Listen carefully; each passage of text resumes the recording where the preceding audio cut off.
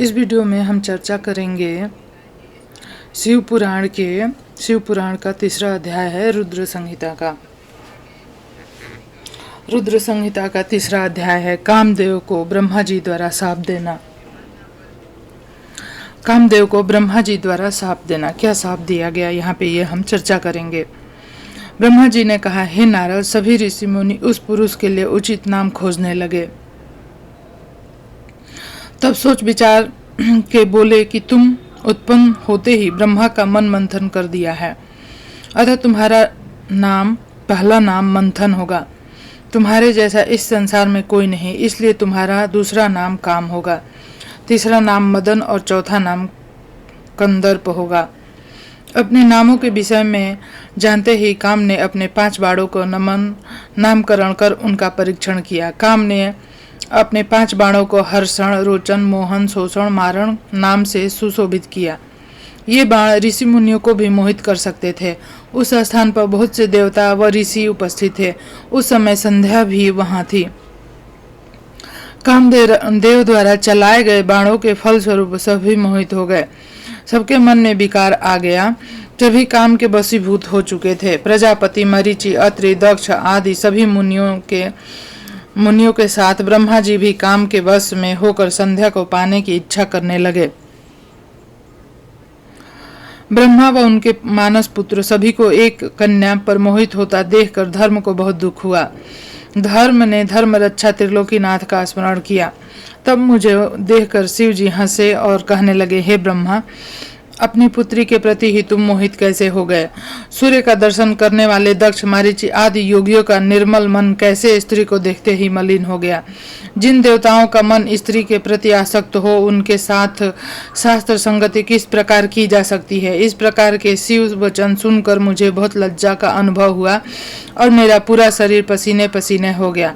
मेरा विकार समाप्त हो गया, परंतु मेरे शरीर से जो पसीने नीचे गिरे उससे पितृगणों की उत्पत्ति हुई।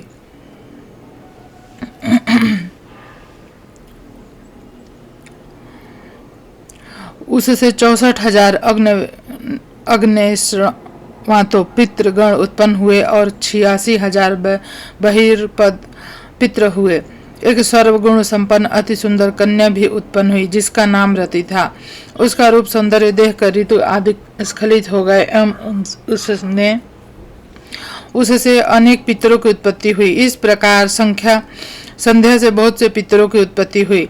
शिव जी के वहां से अंतर्ध्यान होने पर मैं काम पर क्रोधित हुआ। मेरे क्रुद्ध होने पर काम ने वह बाण वापस खींच लिया। बाण के निकलते ही मैं क्रोध की अग्नि से जलने लगा।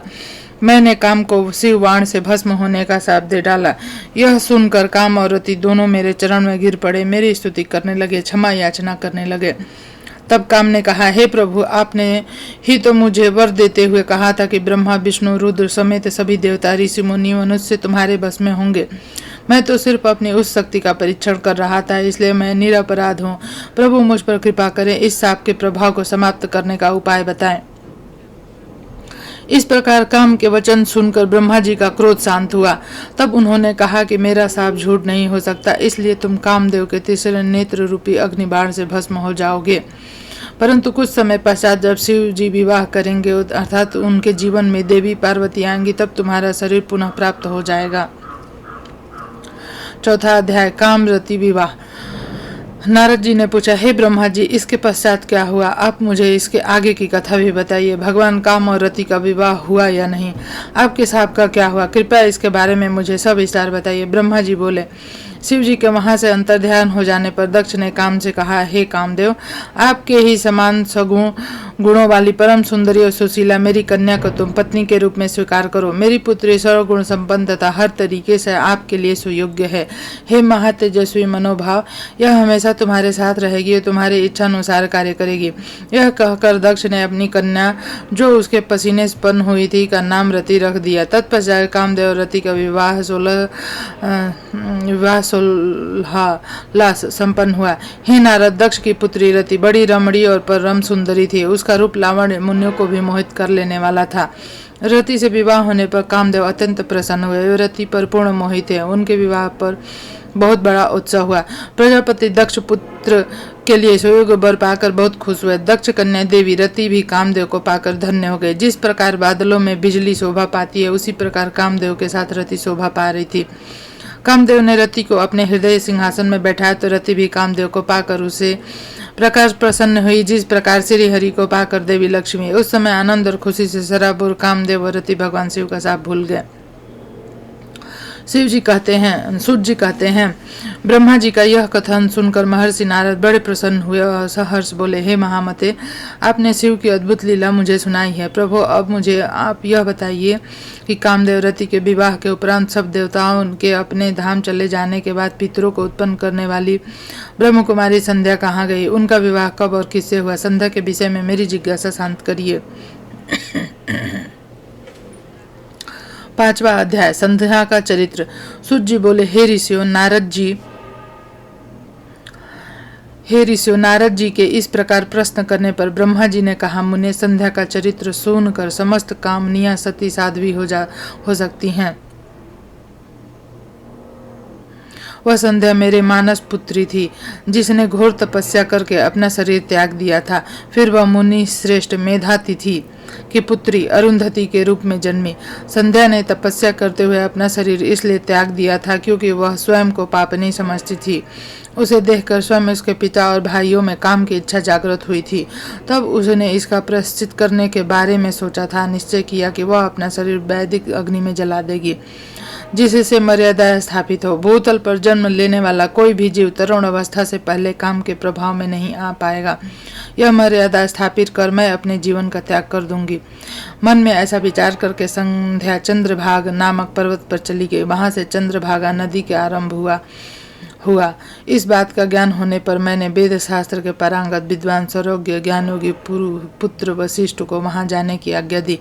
मैंने वशिष्ठ जी को संध्या को विधि पूर्वक दीक्षा देने के लिए वहां भेजा था। नारद, चंद्रभाग पर्वत पर एक देव सरोवर है जो जलाशयोचित गुणों से पूर्ण है। उस सरोवर के तट पर बैठी संध्या इस प्रकार सुशोभित हो रही थी जैसे प्रदोष काल में उदित चंद्रमा और नक्षत्रों से युक्त आकाश शोभा पाता है। तभी उन्होंने चंद्रभाग नदी का भी दर्शन किया। तब उस सरोवर के तट पर बैठी संध्या से वशिष्ठ जी ने आदर पूर्वक पूछा, हे देवी, तुम इस निर्जन पर्वत पर क्या कर रही हो?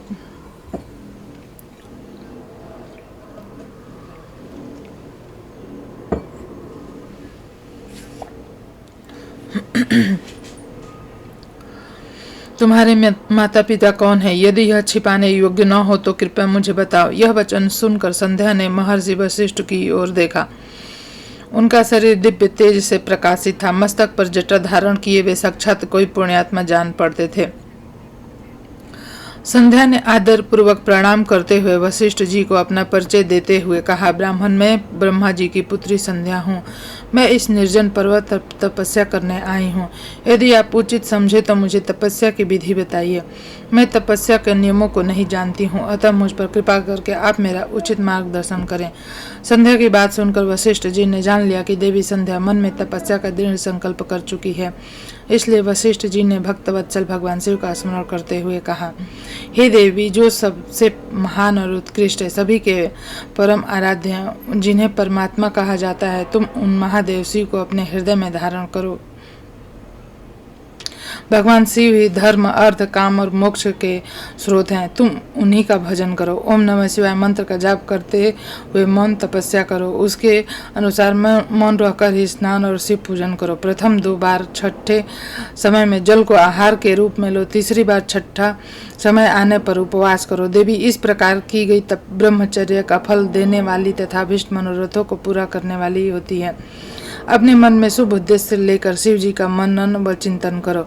वे प्रसन्न होकर तुम्हारी मनोकामना अवश्य पूरी करेंगे। इस प्रकार संध्या को तपस्या की विधि बताकर उपदेश देकर मुनि वशिष्ठ वहां से अंतर्ध्यान हो गए। 6वां अध्याय, संध्या की तपस्या। ब्रह्मा जी बोले, हे महाप्रज्ञ नारद, तपस्या की विधि बताकर जब वशिष्ठ जी चले गए तब संध्या आसन लगाकर कठोर तप शुरू करने लगी। वशिष्ठ जी द्वारा बताए गए विधान एवं मंत्र द्वारा संध्या ने भगवान शिव की आराधना करनी आरंभ कर दी। उसने अपना मन शिव भक्ति में लगा दिया, एकाग्र होकर तपस्या में मग्न हो गई। तपस्या करते करते 4 युग बीत गए। तब भगवान शिव प्रसन्न हुए, संध्या को अपने स्वरूप के दर्शन दिए, जिसका चिंतन संध्या द्वारा किया गया था। भगवान का मुख प्रसन्न था, उनके स्वरूप से शांति बरस रही थी। संध्या के मन में विचार आया कि महादेव की स्तुति कैसे करूं। इसे सोच में संध्या ने नेत्र बंद कर लिए। भगवान शिव ने संध्या के हृदय में प्रवेश कर उसे दिव्य ज्ञान दिया, साथ ही दिव्य वाणी और दिव्य दृष्टि भी प्रदान की। संध्या ने प्रसन्न मन से भगवान शिव की स्तुति की। संध्या बोली, हे निराकार परम ज्ञानी लोक सृष्टा भगवान शिव, मैं आपको नमस्कार करती हूँ, जो शांत निर्मल निर्विकार और ज्ञान के स्रोत हैं, जो प्रकाश को प्रकाशित करते हैं। उन भगवान शिव को मैं प्रणाम करती हूँ, जिनका रूप अद्वितीय है, शुद्ध माया रहित प्रकाशमान सच्चिदानंदमय नित्यानंदमय सत्य ऐश्वर्य से युक्त और लक्ष्मी और सुख देने वाला है। उस परम पिता परमेश्वर को मेरा नमस्कार है, जो सत्व प्रधान ध्यान योग्य आत्मस्वरूप सारभूत सबको पार लगाने वाला तथा परम पवित्र है। उन प्रभु को मेरा प्रणाम है। भगवान शिव आपका स्वरूप शुद्ध मनोहर रत्नमय आभूषणों से अलंकृत कपूर के समान है। आपके हाथ में डमरू रुद्राक्ष और त्रिशूल शोभा पाते हैं। आपके इस दिव्य चिन्मय सगुण सकार रूप को मैं नमस्कार करता हूँ। आकाश पृथ्वी दिशाएं जल तेज और काल सभी आपके रूप हैं। हे प्रभु, आप ही ब्रह्मा के रूप में जगत की सृष्टि विष्णु रूप में संसार का पालन करते हैं। आप ही रुद्र रूप धर कर संहार करते हैं, जिनके चरणों से पृथ्वी तथा अन्य शरीर से सारी दिशाएं सूर्य चंद्रमा अन्य देवता प्रकट हुए हैं, और जिनकी नाभि से अंतरिक्ष का निर्माण हुआ है, वे ही सद ब्रह्म और पर ब्रह्म है। आपसे ही सारे जगत की उत्पत्ति हुई है, जिनके स्वरूप और गुणों का वर्णन स्वयं ब्रह्मा विष्णु भी नहीं कर सकते। भला उन त्रिलोकीनाथ भगवान शिव की स्तुति मैं कैसे कर सकती हूँ?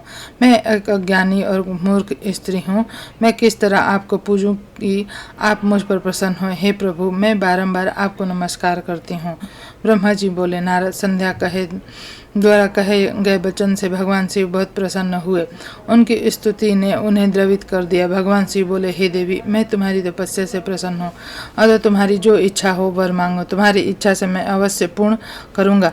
भगवान शिव के यह वचन सुनकर संध्या खुशी से उन्हें बार बार प्रणाम करती हुई बोली, हे महेश्वर, यदि आप मुझ पर प्रसन्न होकर कोई वर देना चाहते हैं और यदि मैं अपने पूर्व पापों से शुद्ध हो गई हूँ, तो हे महेश्वर, हे देवेश, आप मुझे वरदान दीजिए कि आकाश पृथ्वी और किसी भी स्थान में रहने वाले जो भी प्राणी इस संसार में जन्म ले, वे जन्म लेते ही काम भाव से युक्त न हो जाएं।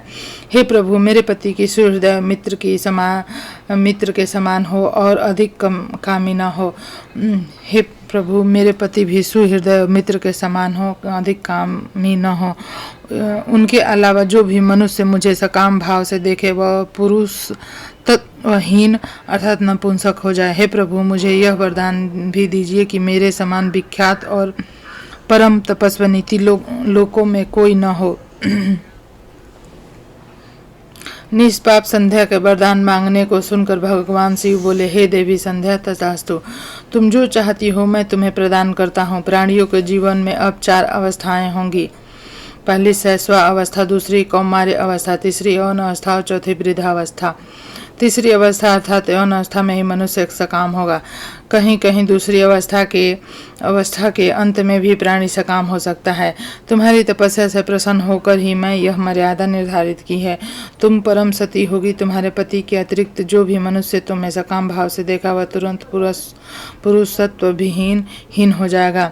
तुम्हारा पति महान तपस्वी होगा, जो कि 7 कल्पों तक जीवित रहेगा। इस प्रकार मैंने तुम्हारे द्वारा मांगे गए दोनों वरदान तुम्हें प्रदान कर दिए हैं। अब मैं तुम्हें तुम्हारी प्रतिज्ञा को पूर्ण करने का साधन बताता हूँ। तुमने अग्नि में अपना शरीर त्यागने की प्रतिज्ञा की थी। मुनिवर मेघानिधि का यज्ञ चल रहा है, जो कि 12 वर्षों तक चलेगा। उसमें अग्नि बड़े जोरों से जल रही है। तुम उसी अग्नि में अपना शरीर त्याग दो। चंद्रभागा नदी के तट पर ही तपस्वियों का आश्रम है, जहाँ यज्ञ हो रहा है। तुम उसी अग्नि से प्रकट होकर मेधा तिथि की पुत्री होगी। अपने मन में जिस पुरुष की इच्छा करके तुम शरीर त्यागोगी, वही पुरुष तुम्हें पति रूप में प्राप्त होगा। संध्या, जब तुम इस पर्वत पर तपस्या कर रही थी, तब त्रेता युग में प्रजापति दक्ष की बहुत सी कन्याएं हुई। उनमें से 27 कन्याओं का विवाह उन्होंने चंद्रमा से कर दिया। चंद्रमा उन सबको छोड़कर केवल रोहिणी से प्रेम करते थे। तब दक्ष ने क्रोधित होकर उन्हें शाप दे दिया। चंद्रमा को शाप से मुक्त करने के लिए उन्होंने चंद्रभागा नदी की रचना की। उसी समय मेधातिथि जहाँ उपस्थित हुए थे उनके समान कोई तपस्वी न है न होगा। उन्हीं का ज्योतिषोम नामक यज्ञ चल रहा है जिसमें अग्निदेव प्रज्वलित है। तुम उसी आग में अपना शरीर डालकर पवित्र हो जाओ और अपनी प्रतिज्ञा पूरी करो। इस प्रकार उपदेश देकर भगवान शिव वहाँ से अंतर्ध्यान हो गए। 7वां अध्याय, संध्या की आत्माहुति। ब्रह्मा जी कहते हैं, नारद, जब भगवान शिव देवी संध्या को वरदान देकर वहां से अंतर्ध्यान हो गए तब संध्या उस स्थान पर गई जहां पर मुनि मेधातिथि यज्ञ कर रहे थे। उन्होंने अपने हृदय में तेजस्वी ब्रह्मचारी वशिष्ठ जी का स्मरण किया और उन्हीं को पति रूप में पाने की इच्छा लेकर संध्या महायज्ञ की प्रज्वलित अग्नि में कूद गए। अग्नि में उसका शरीर जलकर सूर्य मंडल में प्रवेश कर गया। तब सूर्य ने पितरों और देवताओं की तृप्ति के लिए उसे 2 भागों में बांटकर रथ में स्थापित कर दिया।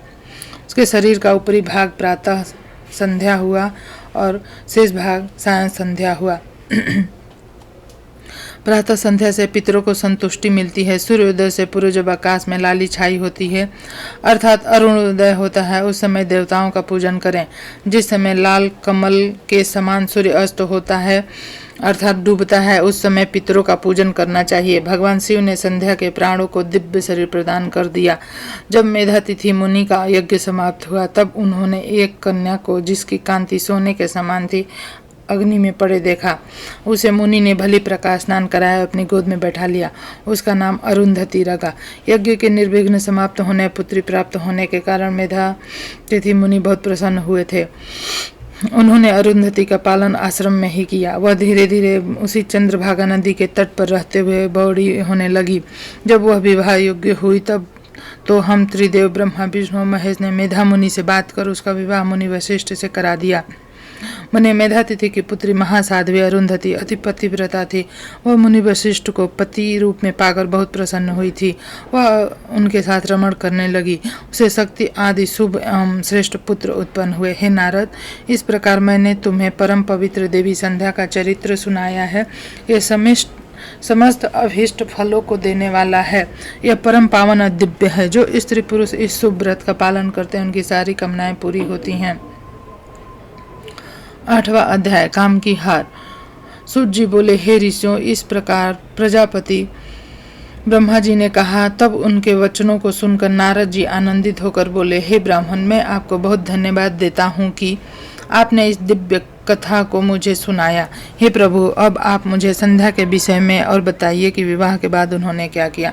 क्या उन्होंने दोबारा तप किया या नहीं।